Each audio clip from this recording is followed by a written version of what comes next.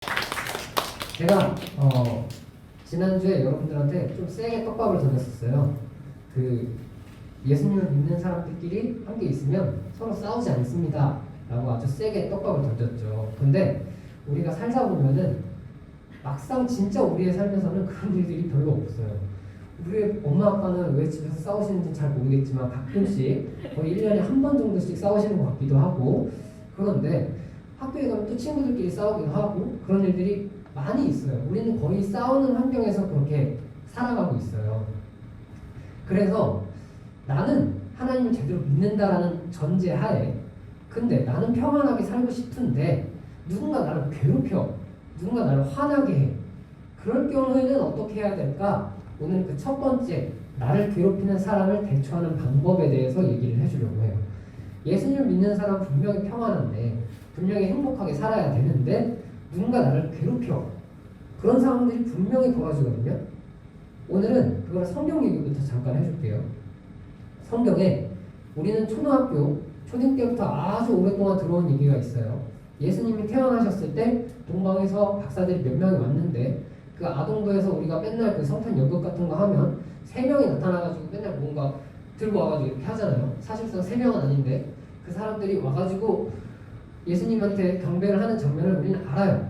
그 장면에 대해서 얘기를 할 거예요. 그 동방에서 온 박사들을 우리가 오늘 얘기를 할 때는 이제 초딩스럽게 얘기하지 않을 거예요. 동방에서 온 박사들이 있는데 그 사람들이 먼저 왕을 찾아갔어요. 왕을 찾아가가지고 이렇게 얘기를 해요. 마태복음 2장 1절을 우리가 같이 읽어볼 건데, 읽어볼게요. 시작. 유대인의 왕으로 태어나신 분이 어디 계십니까? 우리는 먼 동방에서부터 그분의 별을 보고 그분에게 경배하러 왔습니다. 이렇게 쓰여 있는데, 지금 헤롯이라는 왕 앞에 가가지고 유대인의 왕이 태어나셨는데 어디 있습니까? 라고 물었어요. 이게 학교에 가서 애들이랑 얘기하다 보면 진짜 말해야 되지 말아야 되는 그 타이밍에 말하는, 진짜 와 진짜 짜증나는 친구도 있잖아요. 지금 약간 동방 박사들이 그런 스트예요.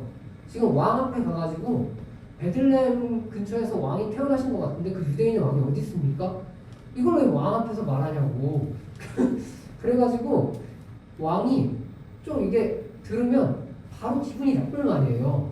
그래서 왕이 연기를 그때부터 한 거예요. 진짜? 어디서 태어났는데? 베들레헴? 아 진짜? 그럼 너네 가가지고 먼저 경배하고 어느 집에 있는지 좀 나한테 돌아와서 알려줘. 나도 가가지고 왕 앞에 경배 좀 하자. 이게 진심일까? 야, 이거 진심이라고 생각하는 사람은 초딩밖에 없어요. 우리 이제 중학생, 고등학생이니까 이 말 뜻을 알 거예요. 죽여버릴 테니까 빨리 알려줘. 이런 말이거든요. 지금 헤롯이 그렇게 얘기를 했는데 이 동방에서 온 박사들은 눈치코치 없이 그냥 예 알겠습니다 이러고 이제 베들레헴으로 떠나요. 베들레헴으로 떠나서 우리가 초등학교 때부터 들었던 그 얘기, 그 3가지 그걸 가지고 가서, 제가 기억이 잠깐 갑자기 안 나는데 3가지 예물을 가져가서 예수님을 경배해요. 그리고 나서 헤로나한테 다시 돌아갈까 했는데 이때부터 하나님의 은혜라는 게 이제 펼쳐지는데, 먼저 하나님의 은혜가 펼쳐지는 건 마태복음 2장 12절이에요. 같이 읽을게요. 시작. 그들은 꿈에 헤롯에게로 돌아가지 말라 지시하심을 받아 다른 길로 고국에 돌아가니라. 이렇게 성경에 쓰여 있어요. 동방에서 온 박사들의 꿈에 하나님이 나타나서 야 너네 헤롯한테 돌아가지 말아라 라고 해가지고 다른 길로 해서 돌아갔어요. 이게 첫 번째로 하나님의 은혜였고, 이건 잘된 케이스예요. 요셉이랑 마리아랑 지금 누군지도 모르는 사람들이 와가지고 당신의 아들이 왕이십니다 이러면서, 그러니까 진짜요? 그냥 이렇게 벙 쪄서 이제 그렇습니까? 하다가 이제 우리는 이제 헤롯한테 가가지고 다시 알려주려고 합니다. 요 타이밍에 하나님이 와서 야 가지 마 라고 하신 거예요. 하나님이 이게 정말 우연히도 꿈에 나타나서 지시하셔가지고 가지 말라 라고 얘기했는데, 오늘 여러분들이 읽은 얘기는 이 다음 이야기예요. 우리가 13절도 한번 읽어볼까요? 시작. 그들이 떠난 후에 주의 사자가 요셉에게 현몽하여 이르되 헤롯이 아기를 찾아 죽이려 하니 일어나 아기와 그의 어머니를 데리고 애국으로 피하여 내가 내게 이르기까지 거기 있으라 하시니 라는 말씀입니다. 오늘 여러분에게 한 가지 팁을 줄 거예요. 누군가 나를 진짜 많이 괴롭힌다. 나는 그냥 잘하고 있는데 나를 괴롭힌다. 누군가 나를 위협을 가한다. 그러면 어떻게 해야 될까? 그 첫 번째 이야기는 여기 있는 대로 도망가라는 거예요. 굉장히 뜬금없는 얘기죠. 하나님께서 요셉에게 나타나서 이렇게 얘기했어요. 아기와 그의 어머니를 데리고 애굽으로 도망가라. 애굽으로 피해라. 라고 얘기를 했어요. 우리는 예수님을 믿는 사람들은 나는 마음에 좀 행복하고 싶어요. 평안하고 싶어요. 이래가지고 믿는 경우가 많아요. 그래서 예수님을 믿다 보면 마음이 행복해지고 평안해지거든요. 그런데 내가 마음이 행복하고 평안하고 예수님 잘 믿으면 다 나한테 잘해줄 것 같죠? 안 그래요. 사람들이 나한테 그러지 않아. 그러면 누군가 나를 괴롭히는 사람이 있을 때 우리는 교회에서 이렇게 배울 때도 있어요. 야, 그래도 그 사람들 내가 그리스도인을 포용해야지. 이렇게 하는 거는 성경을 조금 단편적으로만 아는 거예요. 그 사람은 그것만 배운 거야. 근데 오늘 여러분들에게 한 가지 또 가르쳐주고 다음 주에도 한 가지 또 가르쳐줄 건데 오늘은 도망가래요. 하나님이 우리에게 이런 상황이 펼쳐지면 우리도 이런 상황을 겪을 수 있어요. 누군가 나를 괴롭히는 일방적인 상황이 펼쳐질 수 있는데 그럴 때 교회 가가지고 목사님한테 얘기해보니까 너 그리스도인이니까 예수 믿는 사람이면 내 원수를 사랑하고 그러라고 성경에 쓰여있는데 그렇게 해야지 라고 했는데 안 되는데 어떡해. 그 사람이 내가 사랑해도 계속 나를 괴롭혀. 그럼 어떡해. 오늘 딱 그런 상황이에요. 헤롯은 왕이었고 요셉이랑 마리아는 그냥 가난한 백성이었어요. 그러면 일방적으로 그냥 괴롭힐 수 있는 그 관계밖에 안 되거든요. 그러면 어떻게 해야 될까? 하나님이 나타나서 도망가라 라고 분명히 얘기를 해주셨어요. 학교에서도 혹은 여러분들이 앞으로 갈 대학교에서도 지금 고등학교, 중학교니까 조금은 덜 할 건데 대학교 가면 조금 더 심해져요. 그리고 사회에 나가서 직장생활을 하면 조금 더 심해지는 경우가 꽤 있어요. 제가 이런 얘기를 여러분들한테 한 가지 들려줄 건데 우리가 학교에서는 선배 친구가 나를 괴롭히거나 혹은 대학교 갔을 때는 또 선생님이나 친구들이 괴롭히거나 직장에 갔을 때 누군가 나를 괴롭히거나 그랬을 때 우리는 사실 여러 가지 이유로 그곳에서 나오지 못해요. 왜냐면 나는 여기 어떻게 들어왔는데 이런 생각 들 수도 있고 내가 지금 이 인간관계 너무 복잡해가지고 이거 좀 애매한데 이런 생각을 할 수도 있고 그리고 내가 그래도 내 자존심이 있지 이런 생각을 할 수도 있는데 여러분들한테 한 가지 예를 좀 들려줄 거예요. 여러분들이 앞으로 이렇게 대학에 진학을 할 거잖아요. 제가 여러분들에게 지금 꿈이 있다 나는 저번에 찬웅이랑 한번 얘기했을 때 찬웅이가 꿈이 하나 있었어요. 찬웅이 꿈이 있었잖아요. 뭔지는 얘기는 안 할게요. 여기서. 근데 우리가 꿈이 있잖아. 그럼 그 대부분의 꿈을 이루기 위해서 대학교에 가고 그 다음에 취업을 하면 대학교에 간다라는 거는 뭐냐면 우리에게 그 꿈에 대한 전문적인 소양을 가르치거든요. 그 전문적인 소양이라고 한다는 것은 그 일을 하는 사람들이 엄청나게 많은 게 아니라는 거예요.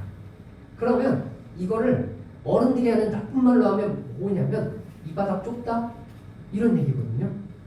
그래서 우리가 취업을 했어요. 취업을 했는데 우리가 많은 경우 못 나오는 경우가 이거예요. 누군가 나를 괴롭히거나 그랬을 때 그 사람이 이 바닥 좁다 이렇게 얘기를 하면 우리 못 나오거나 아니면 야 다른 사람도 다 참는데 너도 참아야지 이런 못 나오거나 그런 경우가 있어요. 제가 한 가지 예를 들어줄게요. 어느 대학생이 이제 취업을 했어요. 그 대학생은 좀 능력이 좋아서 스펙이 좋아서 대기업에 입사를 했거든요. 그 대기업에 입사를 해서 일을 하는데 다른 사람들보다 빠릿빠릿해서 굉장히 일을 잘했어요. 너무 이제 나는 이제 탄탄대로만 펼쳐지겠지 하고 이제 난 이제 승진하면서 열심히 할 거야 라고 하면서 1년이 지났어요. 근데 이 친구한테 문제가 생겼어요.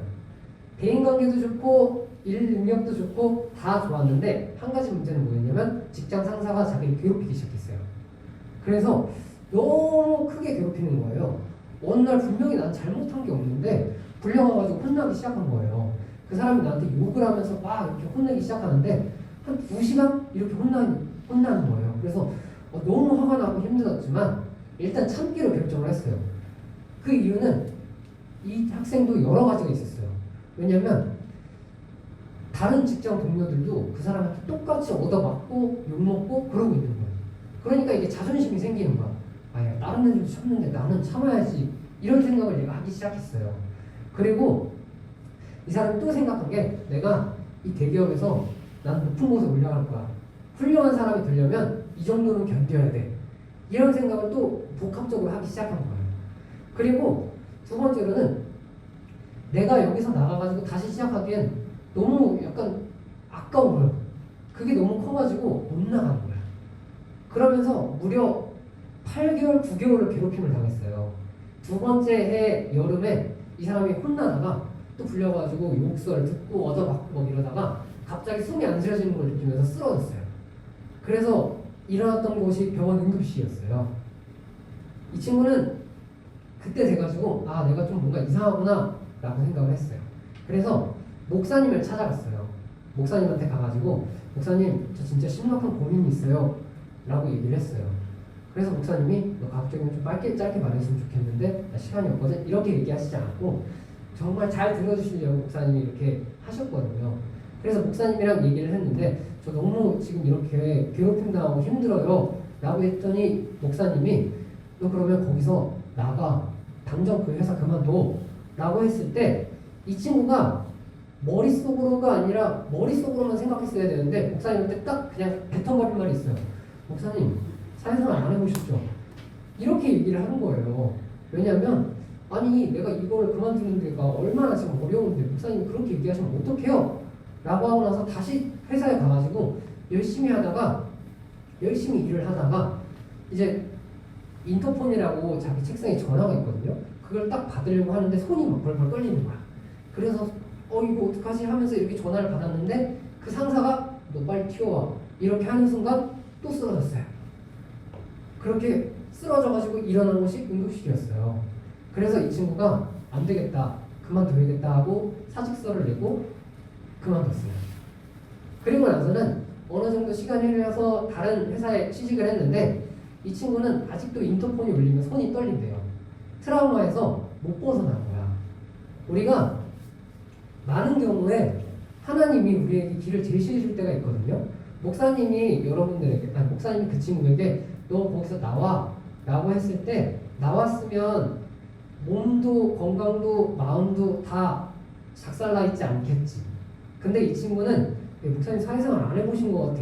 사회생활 그렇게 하는 거 아니에요 라고 하면서 그냥 뻗치다가 몸도 마음도 다 망가졌어요. 그리고 나서는 이 친구가 깨달은 게 있어요. 뭐였냐면 나는 하나님을 안 믿는구나 라고 생각을 했어요. 지금 요셉이랑 마리아랑 이야기가 성경에 쓰여 있으니까 우리는 그냥 되게 그냥 갔구나 이렇게 생각할 수 있는데 자기 고향 떠나가지고 외국으로 도망가라 라는 얘기를 그 일이 벌어지지도 않았는데 하나님이 너네 도망가 헤로당이 너네 죽일 거야 라고 했을 때 하나님한테 에이 하나님 그런 일이 어디 있어요. 대부분 이러거든요. 우리는 어떤 일이 생기기 전에 하나님이 나한테 제시를 해주시면 에이 하나님 그런 게 어디 있어요 하면서 무시를 하고 하다가 몸도 마음도 힘들 때가 많아요. 여러분들이 앞으로 절대 그런 일이 벌어지지는 않겠지만 만약에 누군가 나를 정말 심하게 괴롭힌다. 그것 때문에 내가 너무 힘들어한다. 그러면 하나님께서 이런 길도 제시해 주시는 걸 알아야 돼요. 너 도망가라 라고 하나님께서 제시해 주신 것을 그때 도망가라고 했을 때 도망가면 이 친구처럼 몸도 마음도 다 망가진 상태로 다른 회사에서 일하면서 새로 시작하는 일은 여러분들한테는 없을 거예요. 여러분들이 살면서 분명히 누군가가 여러분들을 괴롭히는 순간이 찾아올 거거든요. 근데 교회에서는 먼저 여러분들한테 분명히 이렇게 가르칠 거예요. 이웃을 사랑하고 또 원수를 박해하는 자를 위해서 기도도 하고 그러다 보면 그 사람이 너를 사랑할 거야 라고 하는데 우리는 성경을 보니까 지금 도망간 사람들이 누군지 아세요? 무려 예수님의 엄마 아빠야. 예수님의 엄마 아빠도 도망갔어요. 이런 상황에서. 그랬더니 그 결과가 오늘 우리가 읽은 16절에 나오거든요. 16절 같이 읽어볼게요. 시작. 이에 헤롯이 박사들에게 속은 줄 알고 심히 노하여 사람을 보내어 베들레헴과 그 모든 지경 안에 있는 사내를 박사들에게 자세히 알아본 그때를 기준으로 하여 2살부터 그 아래로 다 죽이니 라고 성경에 쓰여 있어요. 베들레헴에서 태어난 아이들을 헤롯 왕이 싹 다 죽여버렸습니다. 하나님은 이 일이 일어나지 않았는데 미리 알려주신 거예요. 우리는 대부분 우리의 믿음의 수준에서는 아프고 힘들면 그때 하나님께 기도를 해요. 그리고 나서 이 친구처럼 목사님 저 어떻게 해요? 했을 때 도망가라 라고 했을 때 이미 아프고 힘들기 시작한 때예요. 그런데 우리가 하나님을 끝까지 믿고 우리가 하나님을 계속 경배하면서 우리의 믿음이 좋아야 하는 이유는 요셉과 마리아가 증거해줘요. 뭐냐면 하나님의 믿음이 조금 더 좋은 사람한테는 그 일이 벌어지기 전에 알려줍니다. 제가 어떤 목사님 이야기를 잠깐 할게요. 어떤 목사님이 목회를 굉장히 열심히 하고 계셨어요. 그런데 어느 날 기도를 하다가 하나님이 갑자기 그런 얘기를 하시는 거예요. 너 교회 문 닫아라 라고 하시는 거예요. 그래서 아니 하나님 저희 목회 잘하고 있는데 갑자기 무슨 말씀이세요? 라고 하면서 목회를 조금 더 하다가 하나님이 또 응답을 주셨어요. 너 교회 문 닫아라 라고 하셔가지고 아이씨 이러면서 목사님 그냥 교회 문을 닫아버리면서 성도님들 보고 다른 교회 가시라고 이제부터 교회 안 하신다고 그런 거예요. 그리고 나서 6개월 뒤에 코로나가 터졌어요. 그 목사님은 지금 굉장히 잘 그냥 평안하게 잘 살고 계세요.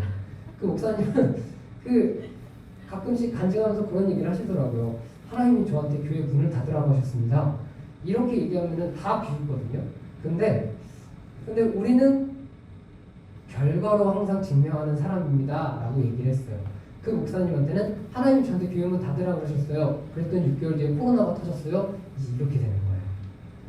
요셉과 마리아가 하나님이 우리 애국으로 도망가래요. 우리 내일부터 이사갑니다. 이러고 짐 싸가지고 갔어요. 그럼 사람들이 미친 거 아니야? 라고 생각하는데 거기 남아있던 사람들은 다 죽은 거예요. 우리는 노아 이야기도 여러분들한테 성경을 통해서 얘기했어요. 노아한테 배를 지어라 라고 했더니 노아가 배를 어디다 지은 줄 아세요? 우리는 보통 배를 지을 때 저기 울산 앞바다 막 이런 데서 아니면 저기 목포 앞바다 이런 바다 앞에서 배를 짓거든요. 노아가 배를 지은 곳은 산꼭대기였어요. 사람들이 노아를 보면서 이런 얘기했어요. 저 또라이 라고 생각을 했어요. 그러나 결과가 증명하는 거예요. 100년 뒤에 비가 왔고 방주에 들어가지 않은 모든 사람들은 다 죽었어요. 분명히 누군가는 코로나 때문에 힘들어요 라고 할 거예요. 그런데 하나님을 믿고 정말 신앙생활을 잘하던 사람들은 하나님이 이미 그 사람들한테 피할 길을 다 준비해 주셨어요. 지금도 우리도 늦지 않았어요. 하나님을 정말 온전히 믿고 하나님 우리는 앞으로 어떻게 해야 될까요? 했을 때 분명히 여러분들한테 길을 제시해 줄 겁니다. 우리는 신앙생활을 하면서 항상 평안했으면 좋겠고 항상 잘 됐으면 좋겠고 그런데 내 마음이 평안했을 때 다른 사람들이 나를 괴롭힌다 그런 상황이 펼쳐지면 이게 구분하기가 굉장히 어려워요. 하나님이 나한테 뭔가 주신 것 같기도 하고 아닌 것 같기도 하고 그러거든요. 우린 기도했을 때마다 하나님이 나에게 강인아 너 이렇게 해라 라고 하는 음성을 듣는 사람들은 거의 없어요. 그럼 우리는 미리 성경 공부를 통해서 이런 일이 벌어졌을 때 어떻게 해야 될까? 이런 거는 어떻게 구분할까에 대해서 얘기를 할 건데 갈라디아서 5장 22절과 23절에는 이런 말씀이 있어요. 같이 읽어볼게요. 시작. 오직 성령의 열매는 사랑과 희락과 화평과 오래 참음과 자비와 양성과 충성과 온유와 절제니 이 같은 것을 금지할 법이 없느니라 라고 성경이 쓰여 있는데 좀 어려운 말이니까 풀어서 설명하면 하나님을 믿는 사람들은 사랑이 있대요. 그리고 하나님을 믿는 사람은 희락이라는 것은 웃음이 있대요.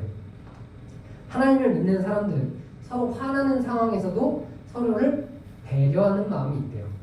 그리고 사람에 대해서 오래 참는 마음이 있대요. 그리고 누군가 잘못했을 때 용서하는 그 자비로운 마음이 있고 다른 사람에 대해서 친절한 마음이 있고 그리고 위에 있는 사람들에게 순종하는 복종하는 마음이 있대요. 그리고 마음이 차분하고 선한 것이 있고 그리고 욕심을 조금 내려놓는 절제하는 마음까지도 있대요. 우리는 만약 여러분들이 신앙생활을 잘 하고 있는데 누군가에게 괴롭힘을 당한다 혹은 누군 때문에 힘들다 라고 했을 때 그 사람 마음에 이런 게 있는지 확인해 보시면 돼요. 그러면 우리는 단번에 알 거예요. 그 사람 마음에 이런 게 없구나 라고 하면 그 사람은 하나님이랑 아무런 상관도 없이 나를 괴롭히는 사람인 거예요. 아까 말했던 그 사람은 하나님을 안 믿는 사람이죠. 그리고 괴롭힘을 당한 친구는 하나님을 믿는 사람인 거고 그리스도인이 무조건 세상 사람들이 보기에 미련하게 사는 게 아니에요. 우리가 미련한 길을 선택할지라도 그게 하나님이 제시해 준 길이면 결과는 항상 좋게 나와 있는 게 우리의 신앙생활입니다. 그렇기 때문에 여러분들이 누군가와 관계를 맺을 때 나와 정반대되는 사람을, 이런 것과 정반대되는 사람을 조심하세요. 그리고 그 사람이 만약 헤롯대왕처럼 여러분들을 일방적으로 괴롭힐 수 있는 사람이라면, 여러분들을 거의 죽음의 문턱 앞까지 몰아내는 사람이라면, 오늘 교훈은 이겁니다. 도망가세요. 그러면 하나님이 그 다음 길은 하나님이 제시해 주셔요. 우리는 아이 목사님 사회생활 안 해보셨죠? 이렇게 나오는 건 대본에 이거예요. 난 하나님 안 믿어요 라고 얘기를 하는 거예요. 여러분들이 하나님을 조금이라도 믿는다면 이게 맞는 길인가 싶더라도 하나님이 제시해 준 길을 가보기를 바랍니다. 기도합시다.